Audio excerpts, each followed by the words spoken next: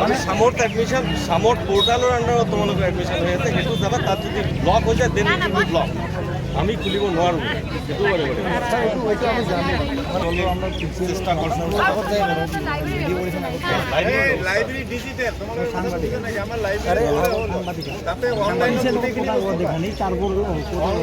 তেওঁলোকে third semester fifth ছেমিষ্টাৰৰ যিখিনি back এৰিয়াৰ থকা ষ্টুডেণ্ট তেওঁলোকে ফ্ৰী এডমিশ্যন পাব লাগে বুলি তেওঁলোকে দাবী কৰিছে গভৰ্ণমেণ্টৰ OM মতে ৰেগুলাৰ ষ্টুডেণ্ট যিসকলৰ 75% এটেণ্ডেঞ্চ আছে আৰু কোনো ধৰণৰ প্ৰিভিয়াছ ইয়াৰত বেক নাই তেওঁলোকৰ বাবেহে এই ফি উইভাৰ স্কিমটো এপ্লিকেবল একৰ্ডিং টু OM আমি সেই মৰ্মে যিখিনি ষ্টুডেণ্টে পাছ কৰা আছে তেওঁলোকৰ এডমিশ্যন ফ্ৰী কৰিছোঁ কোনো ধৰণৰ চাৰ্জ লোৱা নাই 0 rupees অকল যিখিনিয়ে ফেইল কৰিছে বা যিসকলৰ বেক আছে যিসকলে বেক ক্লিয়াৰ কৰিব পৰা নাই তেওঁলোকৰ বাবে যেহেতু গভৰ্ণমেণ্টৰ OMত নিৰ্দেশনা আছে যে এইখিনি অন পেমেণ্ট এডমিশ্যন হ'ব লাগিব পুৰাণা যিটো পেমেণ্ট ছিষ্টেম সেই ৰীতি অনুযায়ী তাত যিটো ফিজ আছে সেই ফি ষ্ট্ৰাকচাৰৰ পৰাও ৰেজিষ্ট্ৰেশ্যন ফিজৰ পইচাখিনি বাদ দি পেলাই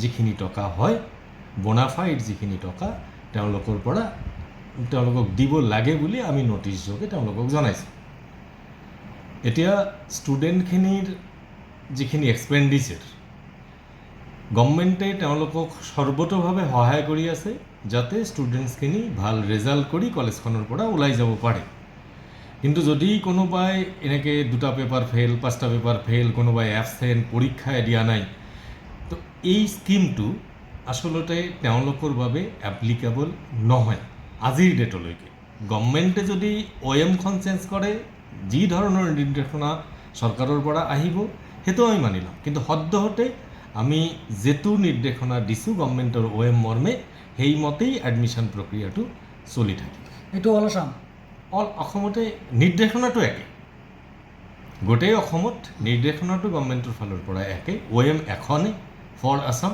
প্ৰতিখন কলেজে এই ধৰণৰ ব্যৱস্থাপনা লৈছে এই BPL ছাত্ৰ ছাত্ৰী যেটো দাবী জনাইছে অসমত চৰকাৰক আৰু এই বিষয়ে আপুনি কি জনাব BPL ছাত্ৰ ছাত্ৰীয়ে যিখিনি দাবী জনাইছে BPLৰ ষ্টুডেণ্টখিনিয়ে ফি ৱেইভাৰ পায় স্কিমটো তেওঁলোকৰ বাবে কিন্তু BPLৰ সুবিধাত গভৰ্ণমেণ্টে তেওঁলোকৰ ফি কৰি দিলে তাৰপিছত যদি ফেইল কৰে সেইটোৰ দায়িত্ব গভৰ্ণমেণ্টে তো সদ্যহতে যিটো OM আছে তাততো নল'ব কাৰণ ষ্টুডেণ্টক সহায় কৰি আছে পাছ কৰি ওলাই যোৱাৰ কাৰণে এতিয়া ফেইল কৰাৰ কাৰণে গভৰ্ণমেণ্টে সহায় বৰ্তমানলৈকে কৰা নাই যদি গভৰ্ণমেণ্টে ভাবে সেইটো গভৰ্ণমেণ্টৰ কথা এইটো আমি এতিয়া ক'ব নোৱাৰোঁ আমাক যিখিনি ইনষ্ট্ৰাকশ্যন দিছে সেই ইনষ্ট্ৰাকশ্যন মৰ্মে আমি বৰ্তমান প্ৰক্ৰিয়াটো চলাই আছোঁ থেংক ইউ যিটো আজি থাৰ্ড ছেমৰ এডমিশ্যন চলি আছে এই এডমিশ্যনটো মানে আগত ফ্ৰী আছিল এতিয়া 4,500 টকাকৈ এডমিশ্যন মানে লৈ আছে আৰু এডমিশ্যন লৈছে আমি এতিয়া পোষ্ট কৰি কিহৰ কাৰণে লৈ আছোঁ মানে এইটো এডমিশ্যন লোৱা হোৱা আছে যিসকলে যিসকলৰ বেক আহিছে তেখেতসকলক 4,500 টকাকৈ এডমিশ্যন ল'ব লাগিব আৰু যিসকল পাছ কৰিছে তেখেতসকলক নালাগে ফ্ৰী তো ইয়াত যিসকলৰ বেক আহিছে তেখেতসকলে 80% দুখীয়া ঘৰৰ ল'ৰা ছোৱালী তেখেতসকলকে 4,500 টকা দি এডমিশ্যন কৰিব পাৰিব তো সেইকাৰণে ইহঁতসকলে বাধ্য হৈছে চৰকাৰৰ বিৰুদ্ধে বহাৰ কাৰণে আজি এডুকেশ্যন মিনিষ্টাৰে যিটো নিয়ম কৰিছে যে 4,500 টকাকৈ যিসকলে বেক খাইছে তেখেতসকলে এডমিশ্যন ল'ব লাগিব ইয়াৰ কাৰণে তেখেতৰ বিৰুদ্ধে ইয়াত প্ৰটেষ্ট কৰিব বহিছে আমাক কোনো পাৰ্মিশ্যন দিয়া নাই এইখন কলেজৰ নাম কি এইখন মহাবিদ্যালয়ৰ নাম হ'ল বিলেখিপাৰা মহাবিদ্যালয় আৰু এইখন মহাবিদ্যালয়ৰ কোনো দোষ নাই ইয়াত মহাবিদ্যালয়ৰ কোনো দোষ নাই ইয়াত আমি টোটেলি দোষ আছে এডুকেশ্যন মিনিষ্টাৰ আৰু বিজেপি চৰকাৰ যিটো নেকি বিজেপি চৰকাৰে কৈ আছে আমি উন্নত শিক্ষা দি আছোঁ এই উন্নত শিক্ষাত 4,500 টকাকৈ আমাক এডমিশ্যন দিব লাগিব ইয়াত চাওক ইয়াত সকলোকে আপুনি সুধিব পাৰে 80% BPL ফেমিলিৰ পৰা আহিছে যিসকলে দৰিদ্ৰ সীমাৰেখাৰ তলত তেখেতসকলে 4,500 টকা দি কেতিয়াও এডমিশ্যন ল'ব নোৱাৰিব সেইকাৰণে আমি ইয়াত প্ৰটেষ্ট কৰি আছোঁ যে আমাৰ বেক আহিছে আমি ফৰ্ম ফিল আপ কৰি বেক উঠাম ফৰ্ম ফিল আপ কৰি বেক উঠাম ইয়াত আমাক এডমিশ্যন কৰি বেক উঠাব নালাগে কাৰণ আমি বেক খাইছোঁ কিবা হয়তো পঢ়া কিতাপ নাথাকে কাৰণে কিবা কাৰণত আমাৰ বেক আহিছে হয়তো ফ্ৰী আছিল আগত কোনো নিয়ম নাছিল এইবিলাক আগত যিসকলে বেক খাইছিল তেখেতসকলক ফ্ৰী এডমিশ্যন কৰিছিল যিসকল বেক খোৱা নাই তেখেতসকলক ফ্ৰী এডমিশ্যন কৰিছিল এতিয়া কি হৈছে এতিয়া যিসকলে বেগ খাইছে তেখেতসকলক 4,500 টকাকৈ এডমিশ্যন কৰিব লাগিব। থাৰ্ড চেমত 4,500 টকাকৈ এডমিশ্যন কৰিব লাগিব। এইটোৱে বৰ্তমান নিয়ম। এইটো মানে কলেজক ক'লেও কলেজে কৈছে যে এডুকেশ্যন মিনিষ্টাৰ মানে শিক্ষা বিভাগে এইটো আইন পাছ কৰিছে। তো আমি শিক্ষা বিভাগক ধিক্কাৰ জনাইছোঁ, কাৰণ যিসকলে ষ্টুডেণ্টক চান্স নিদিয়ে, সুযোগ নিদিয়ে সেনেকুৱা শিক্ষামন্ত্ৰী আমাক নালাগে। কাৰণ আজি চাওক, আজি দুখীয়া এজন ঘৰৰ ল'ৰা ছোৱালীয়ে পাব 4,500 টকাত এডমিশ্যন ল'ব পাৰিব। এতিয়া চৰকাৰক কি জনাব?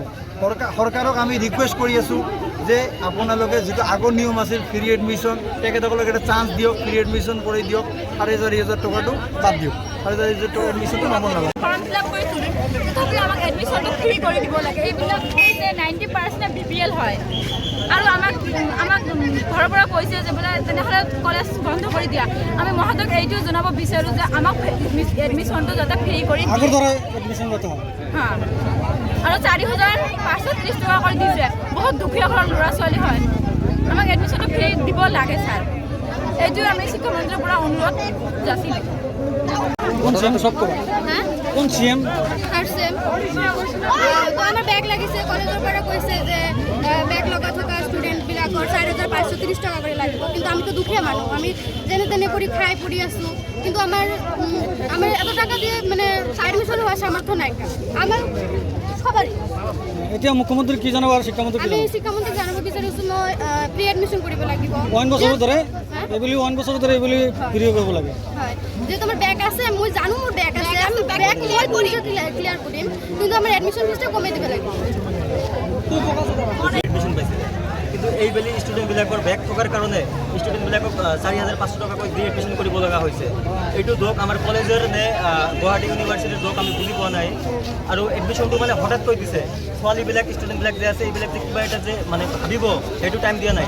গতিকে আমি শিক্ষামন্ত্ৰীক ধিক্কাৰ জনাইছোঁ আৰু মুখ্যমন্ত্ৰীক অনুৰোধ জনাইছোঁ যে আমাক ষ্টুডেণ্টখিনি চাব লাগিব, কাৰণ এই ষ্টুডেণ্টখিনি সব BPL ফেমিলিৰ পৰা হয়। আৰু BPL ফেমিলিৰ ষ্টুডেণ্ট কেনেকুৱা হয় আপোনালোকে সকলোৱে জানে। ইয়াত ইমানখিনি ষ্টুডেণ্ট আছে, এটা ষ্টুডেণ্ট ভাল ষ্টুডেণ্টটো এনেই ইনকাম নাই, আৰু ঘৰৰ ফেমিলিটো তেনেকুৱাই। এইখিনি ষ্টুডেণ্ট মানে পইচা পাতি নাই, আৰু ইয়াত এডমিশ্যনটো নোহোৱাকৈ মানে ইয়াত বহি আছে। তো এতিয়া কলেজৰ পৰা মানে প্ৰিন্সিপাল ছাৰ আহি ক'লে যে মানে আমাৰ ইয়াত একো দোষ নাই। তো গতিকে আমি বুজি পাইছোঁ যে প্ৰিন্সিপাল ছাৰজনৰ একো দোষ নাই। আৰু ইয়াত মানে গুৱাহাটী ইউনিভাৰ্চিটিৰ আমি তাক ধিক্কাৰ জনাইছোঁ যে ইউনিভাৰ্চিটিত যাতে এইবিলাক ষ্টুডেণ্টৰ প্ৰতি মানে চায়। সেইটোৱে ছোৱালীবিলাকক যাতে আমাৰ আগৰ দৰে যে ফ্ৰী এডমিশ্যন হৈ আছে, সেই এডমিশ্যন যাতে আমাৰ দিয়ে। আৰু আমালোকৰ চৰ এলেকাৰ মানুহ, আমালোকৰ মান্থলি ইনকামে 9,000 পৰা 12,000 টকা। আমালোকে যদি 4,530 টকা দি আমাৰ যদি এডমিশ্যন হওক, তেনেহ'লে আমালোকে কেনেকৈ চলিম? সেইকাৰণে মই শিক্ষামন্ত্ৰীক অনুৰোধ জনাওঁ যাতে আমাৰ আগৰ বেলিৰ দৰে যাতে আমালোকৰ এডমিশ্যনটো ফ্ৰী কৰি দিয়ে। সেইকাৰণে মই অনুৰোধ জনাওঁ। আমি আগত যেনেকৈ আমাক এডমিশ্যন লাগে, আমাক 4,500 টকা এডমিশ্যন লাগিব, কাৰণ আমি সকলোৱে BPL ফেমিলি হওঁ। সেইকাৰণে আমাৰ আগৰ নিচিনা যেনেকৈ ফ্ৰী এডমিশ্যন হৈছিল তেনেকৈ এডমিশ্যন লাগে। আমি শিক্ষামন্ত্ৰীক এইটোৱে ৰিকুৱেষ্ট জনাইছোঁ, সকলো ষ্টুডেণ্টৰ পৰা মই আৰু আমি সকলোৱে ৰিকুৱেষ্ট অনুৰোধ জনাইছোঁ যে প্লিজ আমাক আগৰ নিচিনাকৈ আমাক এডমিশ্যনটো কৰিবলৈ সুযোগ দিয়ক।